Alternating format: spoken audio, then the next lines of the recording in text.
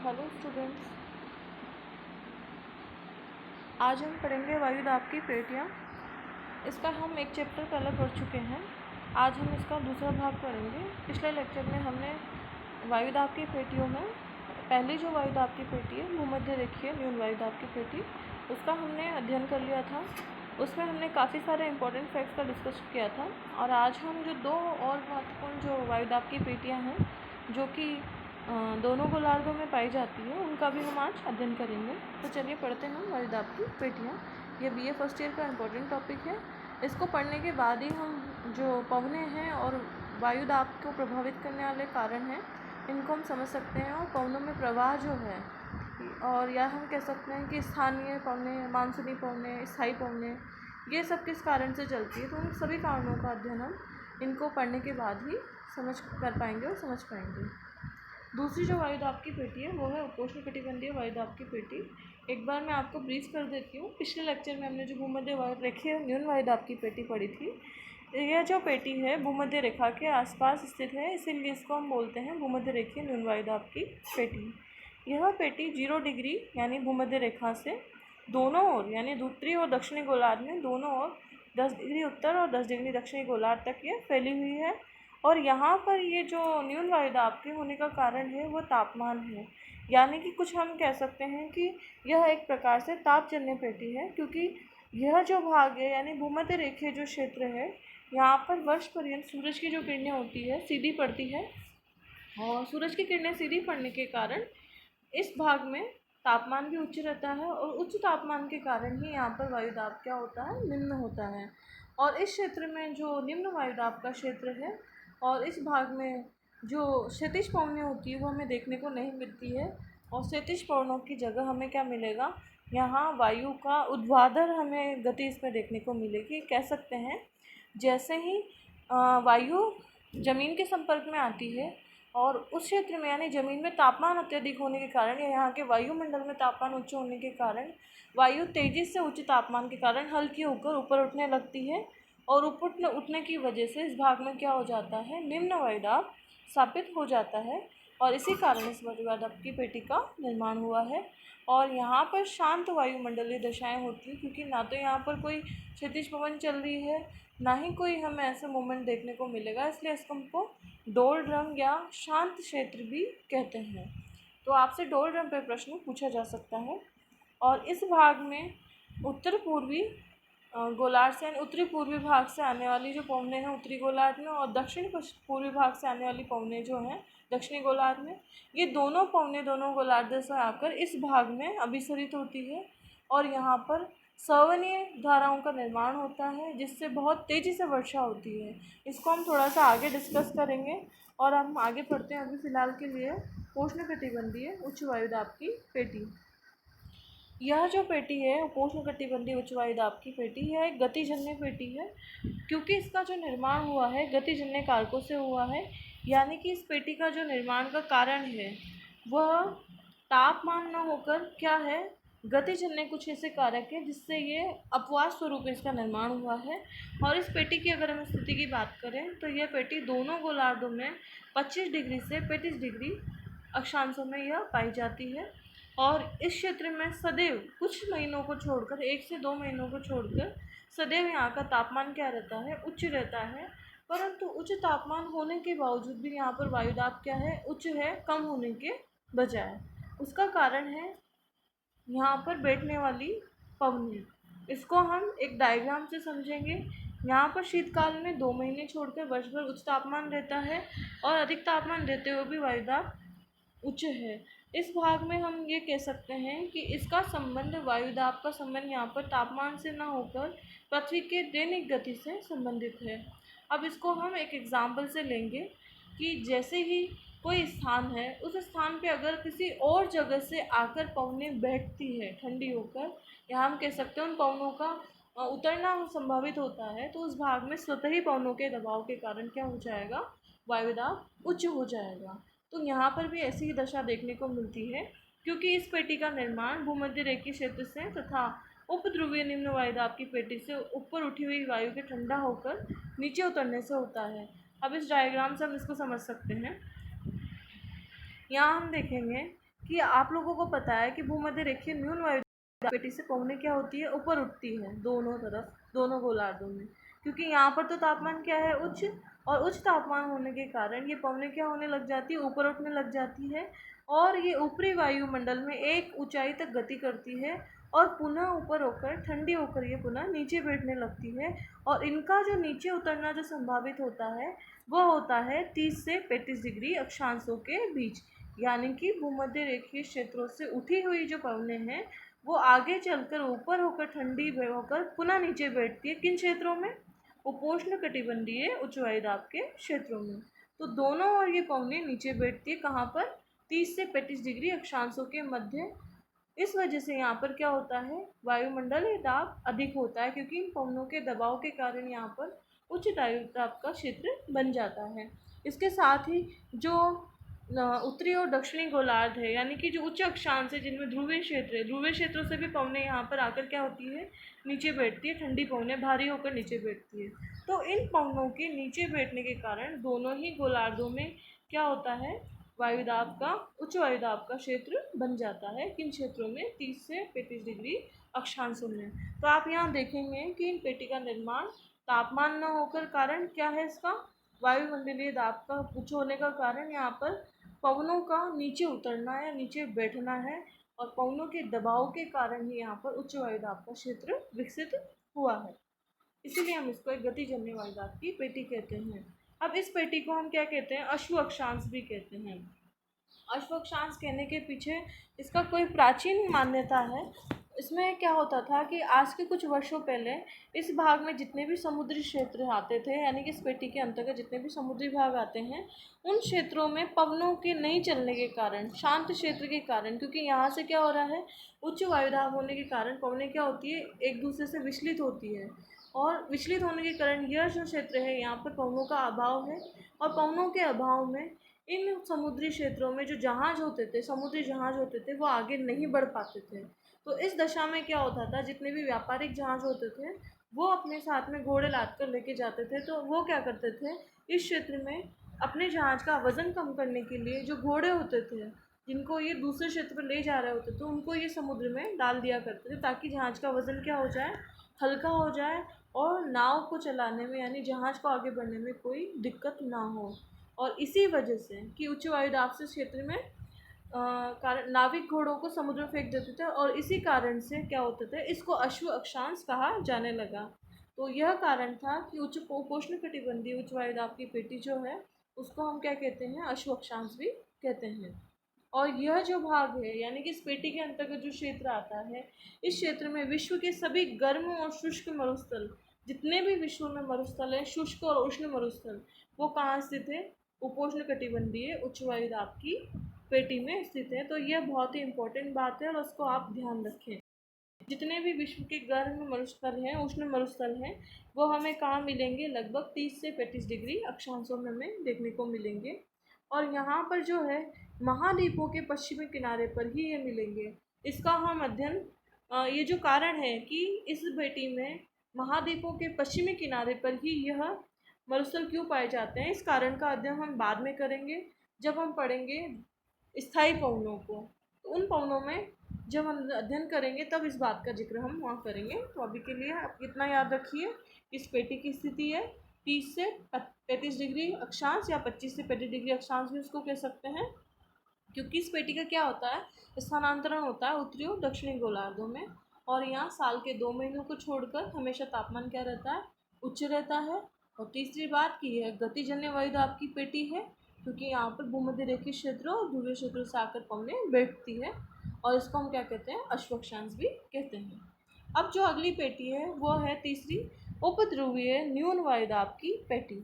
यह भी एक गतिजन्य वायुदाब की पेटी है, क्योंकि उपध्रुवीय कह रहे हैं, यानी कि ध्रुवों से जस्ट नीचे वाला क्षेत्र, बिल्कुल पहले वाला क्षेत्र, यानी कि 60 से 70 डिग्री अक्षांश के बीच में दोनों गोलार्धों में। तो 60 से 70 डिग्री अक्षांशों पर तो तापमान में बहुत अधिक कमी आ जाती है, यानी कि ये शीतोष्ण क्षेत्र है, जहाँ पर तापमान अधिकांश साल के अधिकांश समय तक कम रहता है। तो इस क्षेत्र में तापमान कम होने के बावजूद भी यहाँ पर वायुदाब न्यून पाया जा रहा है, बल्कि यहाँ पर तो वायुदाब ज़्यादा पाया जाना चाहिए था, पर नहीं। यहाँ पर न्यून वायुदाब के पाए जाने का कारण पृथ्वी की घूर्णन गति है, क्योंकि पृथ्वी के तीव्र घूर्णन का प्रभाव हमेशा निम्न अक्षांशों की तुलना में उच्च अक्षांशों में अधिक देखा जाता है और उच्च अक्षांशों में कम हो जाता है। उसका कारण ये है कि पृथ्वी के घूर्णन बल का इन अक्षांशों में उच्च प्रभाव होने के कारण घूर्णन के कारण जितनी भी वायु है वह फैल कर स्थानांतरित हो जाती है। और आप लोगों को ध्यान है, जब वायु विरल हो जाती है यानी कि फैल जाती है तो उसका आयतन में क्या हो जाती है, वृद्धि हो जाती है। और आयतन में वृद्धि के कारण जो वायु का दबाव होता है वो भी क्या हो जाता है, कम हो जाता है, क्योंकि वायु क्या होती है, फैलकर हल्की हो जाती है। और इसी कारण से इस क्षेत्र में क्या होता है, वायुदाब क्या पाया जाता है, कम पाया जाता है। इसीलिए इस पेटी का निर्माण हुआ है क्षेत्रों में पृथ्वी के घूर्णन के कारण। और यहाँ पर न्यून वायुदाब है, इसीलिए इसको हम कहते हैं उपध्रुवीय न्यून वायुदाब की पेटी। यह दोनों गोलार्धों में 60 से 70 डिग्री उत्तरी और दक्षिणी दोनों अक्षांशों में ये पाई जाती है। और इसके अतिरिक्त यहाँ ध्रुव से आने वाली जो हवाएं होती है, उपोष्ण कटिबंध से आने वाली हवाएं टकराकर ऊपर उठती है, यानी कि हम कह सकते हैं ध्रुवों से आने वाली हवाएं और साथ ही उपोष्ण कटिबंध से आने वाली हवाएं टकराकर, यानी कि एक दूसरे से टकराकर पृथ्वी के घूर्णन के कारण फैल जाती है, स्थानांतरित हो जाती है और वायु विरल हो जाती है। इसी कारण यहाँ पर क्या बनता है, न्यून वायुदाब का क्षेत्र बन जाता है। और उसका कारण क्या है, पृथ्वी की भ्रमण गति, पृथ्वी की भ्रमण गति इसका कारण है। अब अगला जो पेटी है वायुदाब की पेटी, वह है ध्रुवीय उच्च वायुदाब की पेटी। यहाँ आप समझ रहे हैं नाम से, ध्रुवीय उच्च वायुदाब की पेटी। ध्रुवीय से मतलब यह पाई जाती है ध्रुवीय क्षेत्रों में, यानी कि पृथ्वी की जो पोलर एरियाज हैं उन क्षेत्रों में, दोनों गोलार्धों में यह पाई जाती है। और यहाँ पर वायुदाब कैसा रहता है, उच्च रहता है। अब यह जो पेटी है यह क्या है, एक तापजन्य पेटी है। जैसे जैसे हम निम्न अक्षांशों से ऊपरी अक्षांशों की ओर बढ़ते हैं तो तापमान में हमें क्या देखने को मिलती है, कमी देखने को मिलती है। और उसका कारण है सूरज की तिरछेपन या सूरज की किरणों का तिरछापन बढ़ जाना। सूरज की किरणें यहाँ बहुत अधिक तिरछी पड़ती है, इस कारण यहाँ पर तापमान, सूरज का जो तापमान है, सूर्य ताप जो है वो भी बहुत कम प्राप्त होता है। और इसी कारण यहाँ पर तापमान सदैव साल भर क्या रहता है, हमेशा कम रहता है। और न्यून तापमान के कारण क्या होता है, यहाँ पर वायुदाब उच्च रहता है, क्योंकि यहाँ की पवनें जो होती है वो क्या होती है, ठंडी होकर भारी हो जाती है और ये नीचे बैठने लगती है। इसी कारण से इस भाग में क्या पाया जाता है, उच्च वायुदाब पाया जाता है। तो इसका निर्माण किसके कारण हुआ है, ताप जनित कारणों के कारण इस पेटी का निर्माण हुआ है। और उच्च दाब के कारण ध्रुव से बहकर जो बाहर की तरफ है वर्ष भर निम्न वायुदाब का क्षेत्र की जो हवाएं चलती रहती है आसपास, और ध्रुवों में यहाँ पर कठोर सर्दी पड़ती है। और इसी कारण भी यहाँ पर क्या है, उच्च वायुदाब का क्षेत्र विकसित होता है।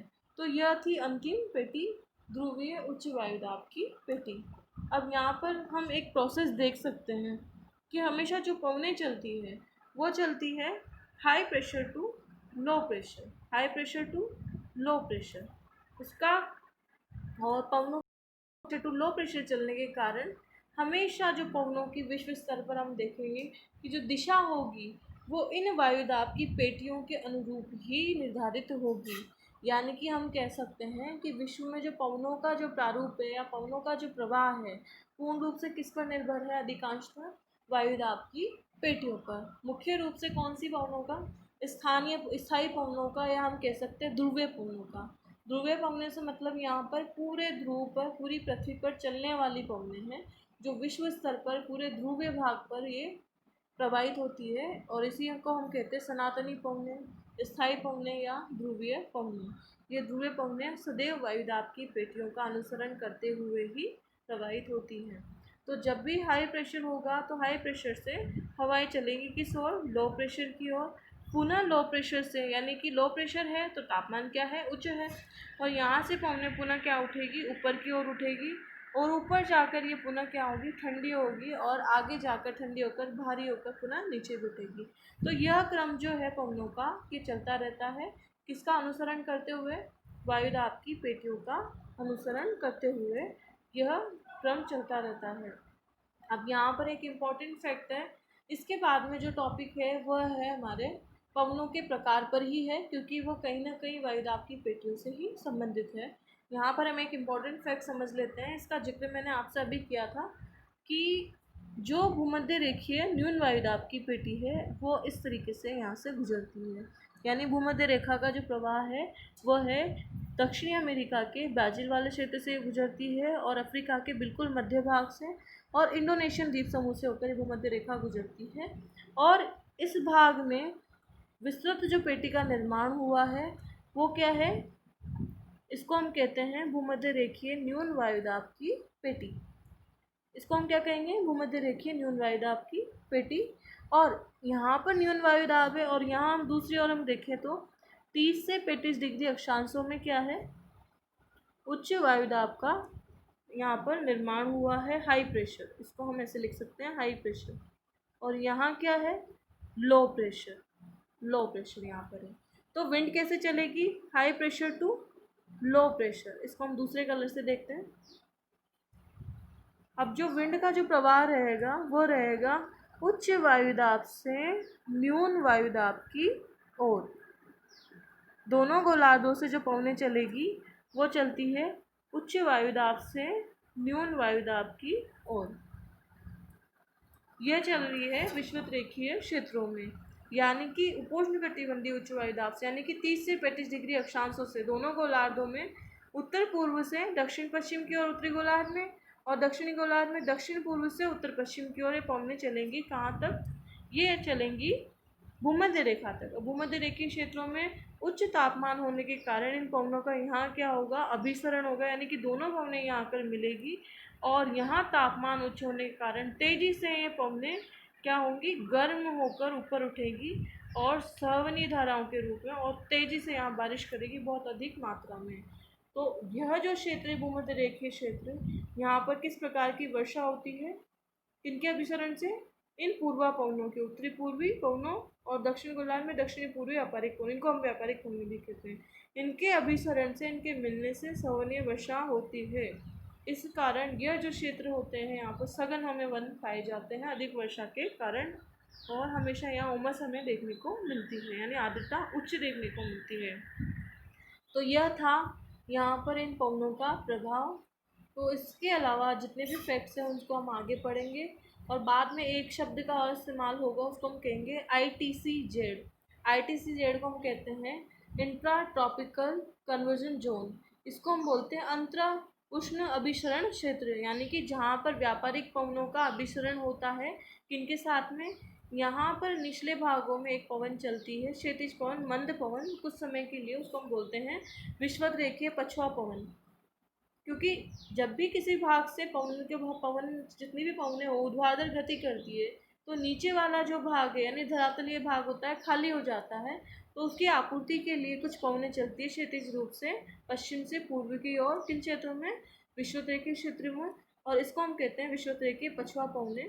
तो जो दोनों पवनें हैं, उत्तरी पूर्वी गोलार्ध से आने वाली व्यापारिक पवनें और दक्षिणी पूर्वी गोलार्ध से आने वाली व्यापारिक पवनें, ये यहाँ पर पछुआ पवनों से अभिसरित होती है और तेजी से बारिश करती है, और इस अभिसरण क्षेत्र को ही हम कहते हैं ITCZ। और विश्व में जैसे जैसे सूरज का उत्तरायण और दक्षिणायन होता है, उत्तरायण और दक्षिणायन के साथ साथ जो ITCZ है यह भी उत्तर और दक्षिण की ओर क्रमशः गति करता है, और जहाँ जहाँ जिन जिन क्षेत्रों से ITCZ होकर गुजरता है महाद्वीपीय भागों में, वहाँ पर तेज़ी से बारिश होती हुई चलती है। तो इसके अलावा जितने भी फैक्ट्स हैं आगे हम इनकी चर्चा करेंगे। आज के लिए इतना ही काफ़ी है, और अगले टॉपिक में हम पढ़ेंगे विश्व में पवनें, या फिर हम कह सकते हैं पवनों का प्रकार, अगला हमारा टॉपिक होगा।